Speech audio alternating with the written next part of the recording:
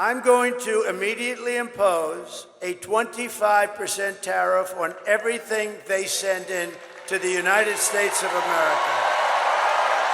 The past few months have been Trump tariff mayhem. The higher the tariff, the more likely it is that the company will come into the United States and build a factory in the United States so it doesn't have to pay the tariff. If they buy their oil from Venezuela, they have to pay a 25% tariff to do business with the United States. The U.S. has placed heavy taxes on imports from partner countries. It's prompting debate about whether the U.S. is putting America first or estranging it from its global partners, not to mention negatively impacting the global economy. Donald Trump has been vocal about his planned tariff war since setting foot on the campaign trail, both his first and second times in office. Trump began his first stint in the White House with a trade war against China. Some of those tariffs were preserved by Joe Biden's administration when he began his term in 2020. But throughout his campaign, Trump made clear he'd come back with tariffs at full force. What we're seeing now is a return of that foreign economic policy, broadened, fast-tracked, and intensified.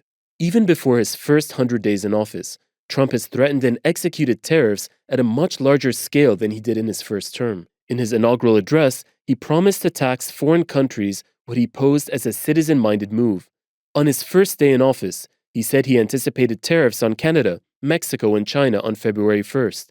He followed through via an executive order he invoked by declaring a national emergency. In March, those tariffs on imports from Canada, Mexico, and China went into effect.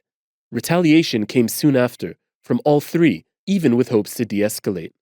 More recently, Trump has butted heads with European leaders on threats to impose 200% tariffs on European alcohol. That was met with a planned EU-imposed 50% tariff on American whiskey. And so it's continued.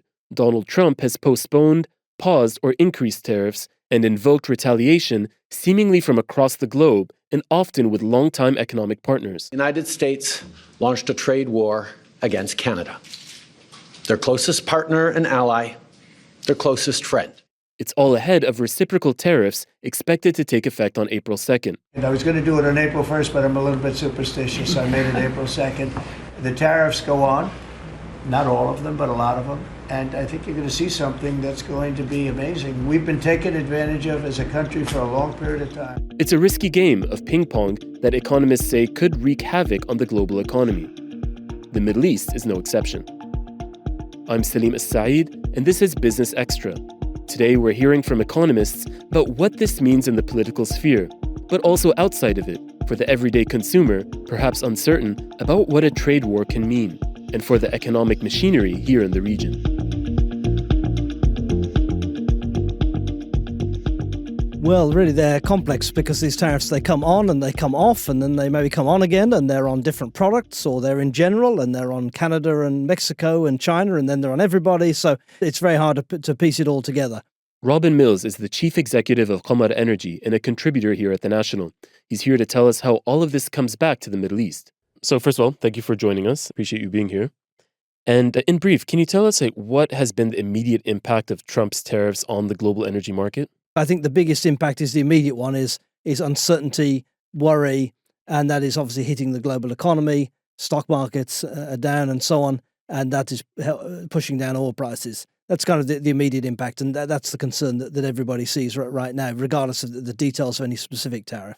And it seems like it's not also only the direct impact, but also the, say, operational costs, as you said, increasing oil prices and therefore leading to an increase in oil production from the region.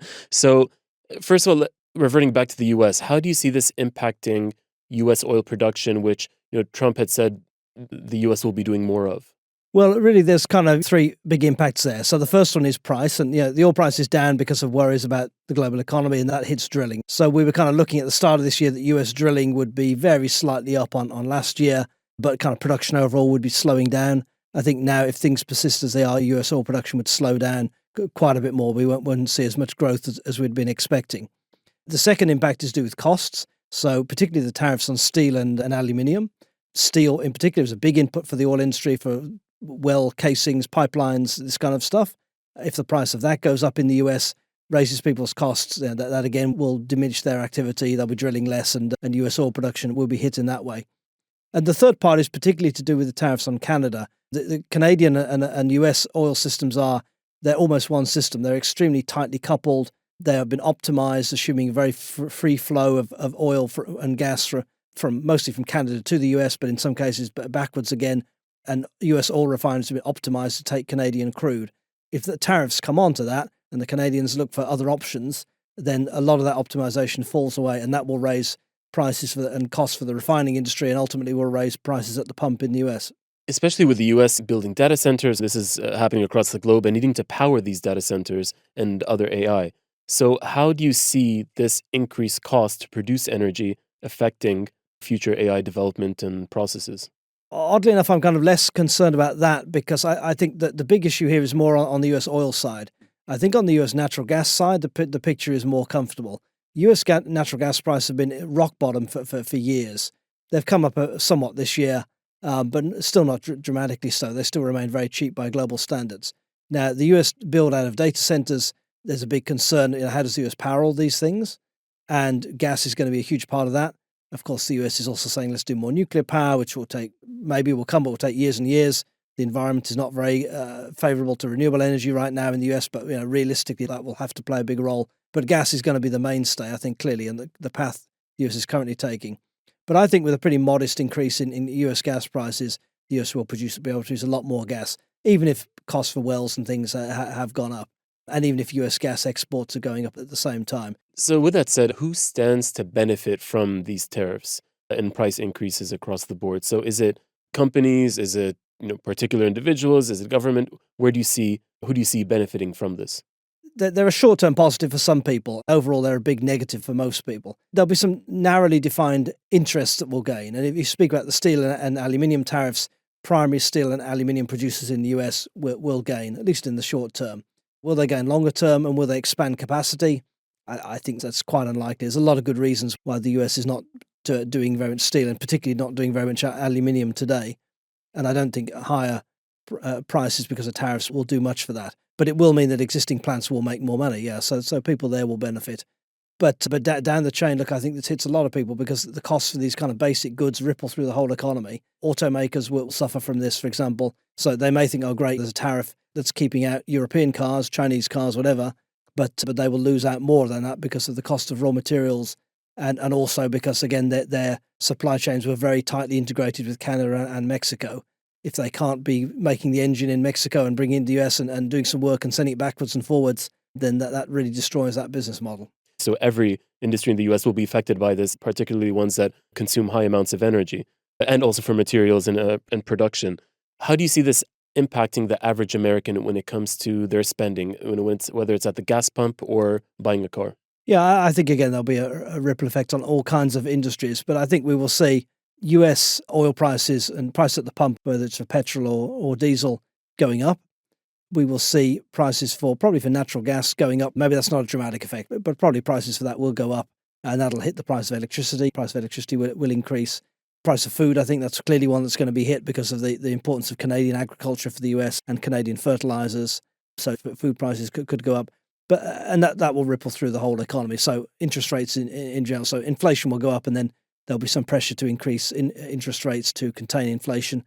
Or maybe there'll be political pressure on the Fed to keep interest rates lower and then allow inflation to go higher. Not good news either way. Do you see these tariffs preventing the US from entering or expanding in Asian markets? Yeah, this is a really interesting question. What happens here, really, on the US LNG side? Because US LNG has been extremely competitive and has been very successful in expanding, and there's a whole bunch of new projects that are being built now, and over the period 2026, 7, 8, 9, that those projects will be completed and will start exporting as well.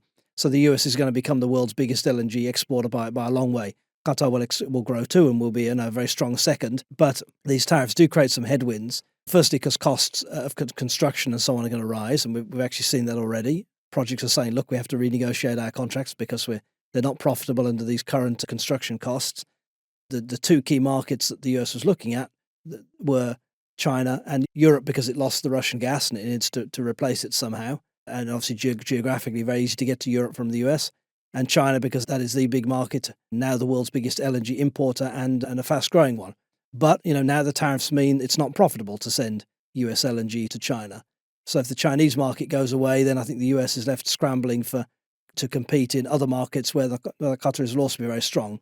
And do you think that Qatar could pass the US as in the future, for example, like many years down the line, as the world's top exporter? I think based on the committed projects today and the ones that are likely to go ahead, I think still the US will come out a leader. So we're really talking now probably about the somewhat more speculative or longer term projects that would have come up and started production in the kind of 2030, early 2030s period. But yeah, it probably does diminish the US LNG output in a bit longer period. Qatar is super competitive and it has its own plans very clearly laid out. So those are going to happen, I think, without any doubt. Definitely. And looking at the region, we mentioned the lower oil prices, increased production. How is that going to affect Gulf revenues, which are helping Gulf countries build their economies and advance, particularly in the AI space? So I think the lower oil prices they're not great for the Gulf economies. They're not terrible. Prices where they are now at around 70 or so, $70 a barrel for Brent, that is okay for the GCC countries. It's a bit uncomfortable for some of the neighbours like Iraq, but I think UAE, Saudi, they'd like prices to be a bit higher, but it's perfectly tolerable at these levels. I think in a way the rosy side of this is that the US oil production will slow down at these levels and some of that US competition will go away. And we saw, of course, that OPEC has said they will start increasing production again from April. I think although prices have fallen a bit and it's a challenging time to bring in new production or to release some spare capacity, I think that direction of travel is the way they had to go. Start regaining some market share, except maybe prices will be a bit lower in the short term, but we'll squeeze out some competitors, and so the US won't be as dominant a force as it has been over the past few years. So in the short term, do you see them being able to balance the revenue, since you're saying at the current price point that it won't be too low to really suffer, but at the same time, long term, it could change the dynamics of global oil production and could shift towards the region? Yes, I think so. The region needs to gain production market share in the longer term because its reserves and its spare capacity are so much bigger than anybody else's. It's been a long period of basically ceding oil market share to the US in particular and also to some other countries in the Americas like Brazil and Canada and Guyana. And that process kind of had to end, I think. There needs to be a case in which the Middle East, and particularly the Gulf, is gaining market share again, even if that means prices are a bit lower in the short term. Is there anything that regional countries can do to prepare for this? Do you see initial steps taking place where they're looking towards this new future? Well, I think a lot of good work has been done over the past few years in diversifying the economy, diversifying the government revenue base. So, if we look at Saudi Arabia in particular, there's a lot more non-oil income coming in now from things like there's obviously VAT in the UAE as well at a lower level. And do you see certain countries maybe shifting their focus to importing from the Middle East versus from the US? And also, just on that same note, do you see maybe Russia, as the war seems like it's coming to an end with Ukraine, being able to enter the market more easily? Just wondering about the new players and where they're looking at in terms of receiving oil or selling oil to as a result of these changes. Yeah, the Russia issue, we'll have to see where that goes. Obviously, I'm a little bit more skeptical that gets resolved so easily. The real issue there, Russian oil doesn't go into Europe now, hardly at all. And even if there's some kind of a ceasefire or some kind of a deal, will Europe lift the sanctions on Russian oil immediately?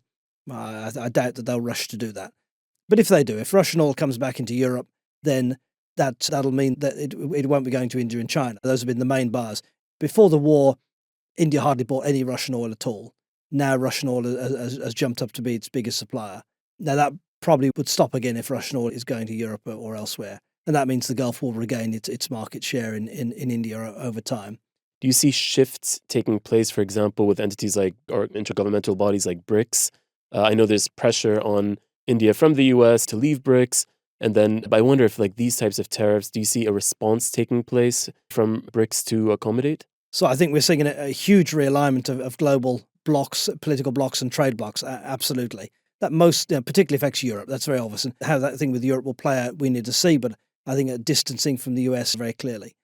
But I think what we're seeing with other countries, and I would say the GCC there and India, is much more an effort to be multipolar and to say, look, we'll have a good relationship with the US. It's a very important country that'll continue, but also continue to have a good relationship with Europe, but develop these other relationships like the relationship with China. Obviously, that's one that absolutely the Gulf can't ignore at all. And even India has some political differences with China, but on the whole has actually worked with China quite constructively. And then Russia is a bit of perhaps a different one, but of course there are relations with Russia as well. So I think that kind of multipolarity is important, and trying to balance in these rather unpredictable and volatile times, it helps to have several potential friends on board. Wonderful. Thanks so much. That's a great point to end on, and thank you for speaking to us. Yep, thank you. We'll be right back. Are you looking for deeper insights into the biggest news stories shaping the Middle East? The U.S. will take over the Gaza Strip. Listen to Beyond the Headlines, a weekly current affairs podcast from the national news in Abu Dhabi. Surrender is not an option. We break down the news and bring you in-depth analysis and expert perspectives on everything from regional power shifts to ongoing conflicts, giving you the full picture behind the events shaping the Arab region. Listen to Beyond the Headlines every Friday on Apple Podcasts, Spotify, or wherever you get your podcasts. Thanks for tuning in. We're back with Simon Evenett, an expert on trade, investment, and geopolitical dynamics. He's a leading analyst of the global business environment and a professor of geopolitics and strategy at the Institute for Management Development. Thanks for joining us on the podcast. I appreciate your time. In November, you wrote an analysis piece for us that asked, will trade collapse under the U.S. president's trade policies? So let's start with that. Have you seen trade collapse globally? Since the election of President Trump, we have not seen a collapse in goods trade. We have seen an acceleration of some imports into the United States ahead of various deadlines or likely deadlines for tariffs. As far as the rest of the world's trade is concerned, this has been, I think, largely unaffected. Concerns that products which would be shipped to the US are being redirected to other countries have been raised, but I do not yet see a surge in the trade data.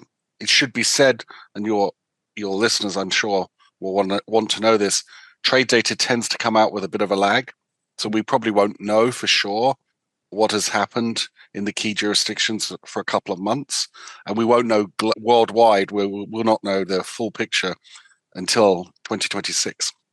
But from what we've seen and the reporting from different sources, credible sources, there have been some import surges into the United States ahead of potential tariffs. And indeed, the latest report suggests that cars are being shipped into the United States ahead of possible tariffs on the 2nd of April.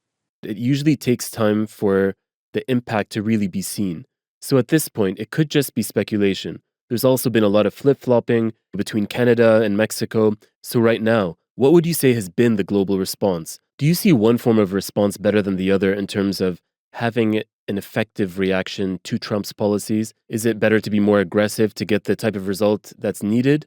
US policies on imports, which are potentially going to be fairly aggressive, all relate to manufactured goods, or really actually goods trade in general. The countries which are a bit in the firing line are the ones which have large surpluses, mainly in goods exports, manufactured goods exports to the United States. And these are the ones where the concerns have been raised. The US has made clear that they regard trade surpluses with it, or their trade deficits, as evidence of the trading partner ripping off the United States. This claim is highly contested, but it is what it is. Now, the countries with big surpluses with the US are its neighbors, China, the EU. Countries like Switzerland have quite a sizable trade surplus. You can look to countries like Korea and Japan also as having substantial shipments of manufactured goods to the US. And I should also add the UK to that list as well. Countries are how they're planning to react, or rather how they've behaved since these numerous threats have been made, it differs. So some countries like China and the EU have just made it very clear that if they get hit, they will retaliate. And in fact, both have already done this. Other countries are a bit more circumspect about retaliating. So the United Kingdom would be a very good example there. And then another group of countries have tried to get ahead of the possible measures against them by trying to negotiate or come up with some deal that placates the Trump administration. So in this group, I think you could put Saudi Arabia as well as India have both tried this, and we will see how successful they have been. So the strategy does appear to be multifaceted. Different countries are pursuing different approaches, and of course they may change their mind. And I think one of the key things about retaliation in trade policy that is top of mind is that whenever a country retaliates against another country, it hurts the retaliating country as well. Mm-hmm. And so the question then is, what's your appetite for economic pain and disruption and cost competitiveness and inflation concerns in order to hit a country that you think has put inappropriate trade policies on your goods? And so that's a fine-grained calculation.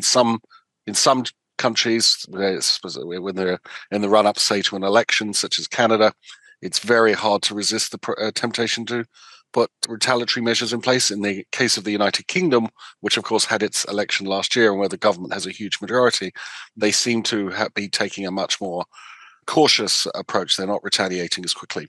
So I think the politics of different jurisdictions and the governance of it affects how countries react. You mentioned an interesting point in your earlier response about digital products not being targeted. Of course, with technology, we're speaking about very physical things a lot of the time, with semiconductors and data centers, and generally with AI. But why aren't digital products, which are also deemed high value at the moment, not being targeted? This is an extremely good question, and I think it goes to the worldview of President Trump and his team. Okay, and I think in their worldview, the manufacturing sector is primary, and so they see manufacturing as correlated with the technological and economic supremacy of the United States. Whereas digital sectors, which of course are amazing strength in the United States economy, just don't seem to be on the same radar screen. And that is odd. Many of us find this quite odd. And the reason it's odd is the US is such a good exporter of these goods. So once you factor in the trade balance in services, the US's overall trading position is much better than trade in goods. And so this dichotomous treatment, this diverse treatment of goods versus services is something which really does puzzle a lot of us. And I think it's particularly puzzling because one of the concerns of the Trump administration is how its digital companies, tech companies, are being treated by foreign regulators. The digital sector gets on the radar screen in that respect, but it's not comprehensively treated in the Trump administration trade policies that we've seen to date. And it certainly wasn't a key feature of the first terms of the Trump administration trade policy. They did not put much weight on services. So it's something of a paradox. And given that in so many of our economies now, the service sector is such a major employer, such a major source of export revenues, why is it, and that's true in the United States too, why is that not given the weight, and why manufacturing sectors, which are so much smaller, so much more politically salient? And I think the answer to that question probably differs across countries. But in the US, of course, it's the manufacturing sector's woes are heavily concentrated in a small number of swing states. Probably accounts for the high level of attention given to those particular products.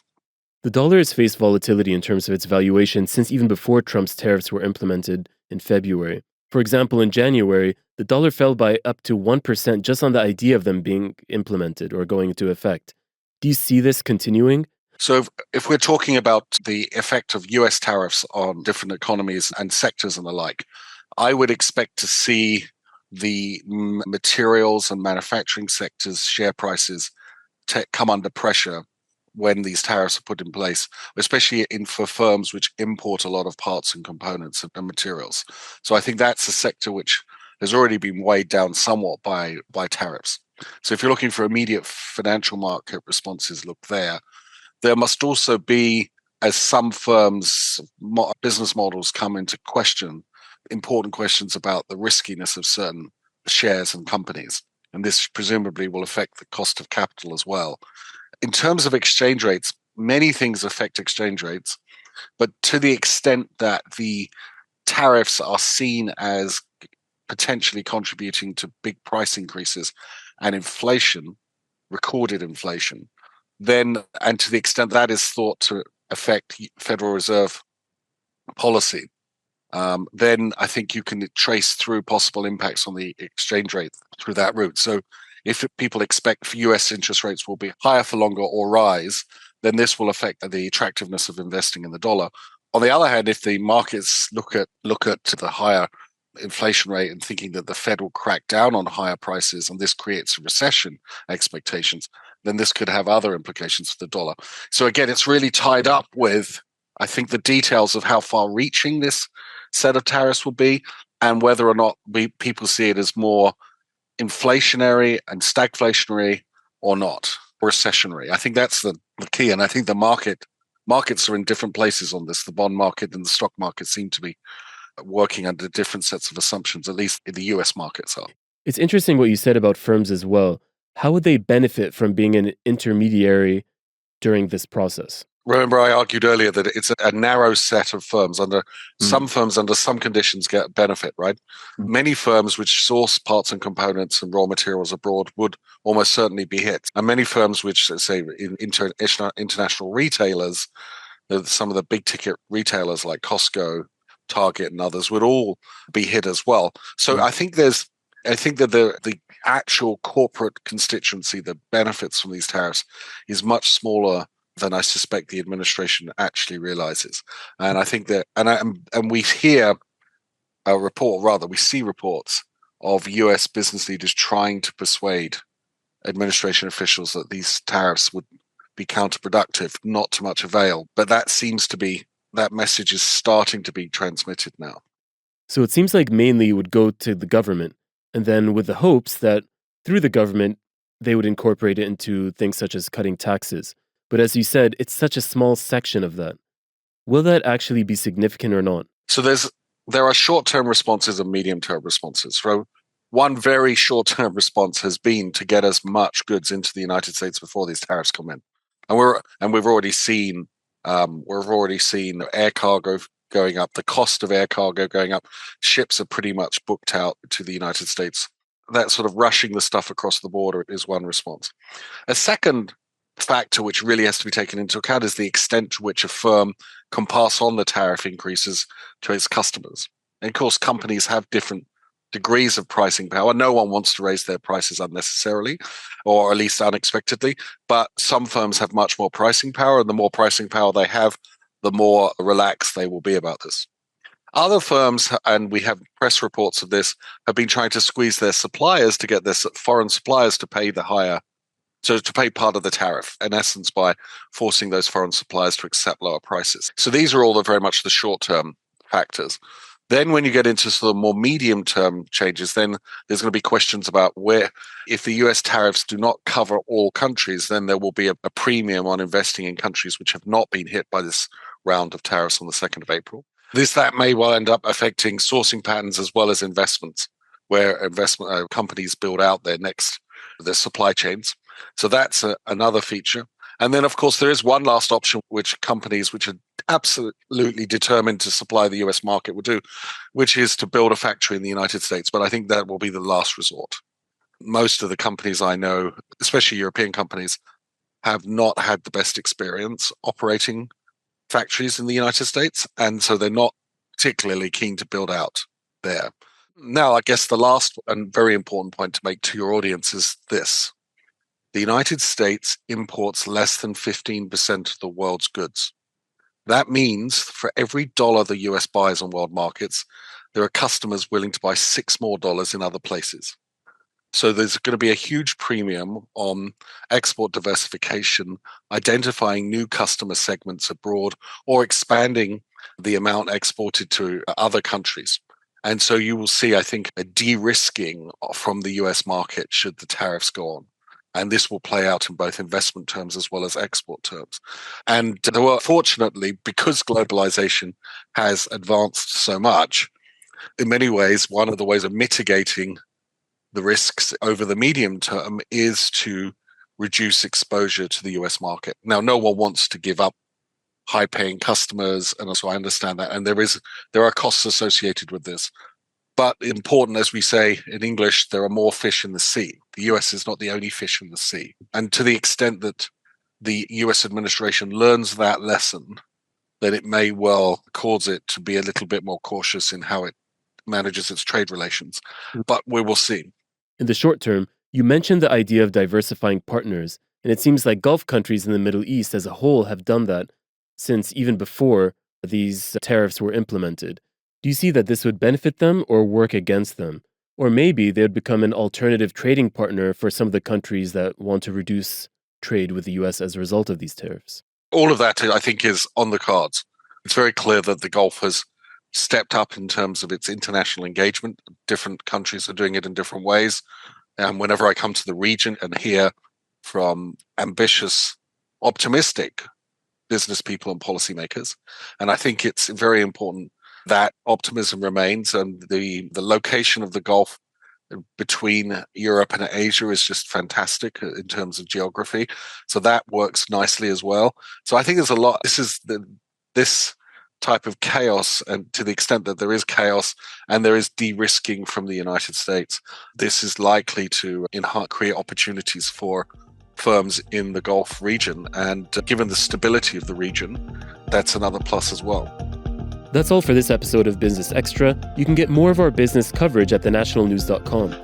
This episode was produced by Yasmin El-Taji. Our editor is Duat Farid. Our audio engineer is Arthur Edison. And I've been your host, Salim As-Saeed.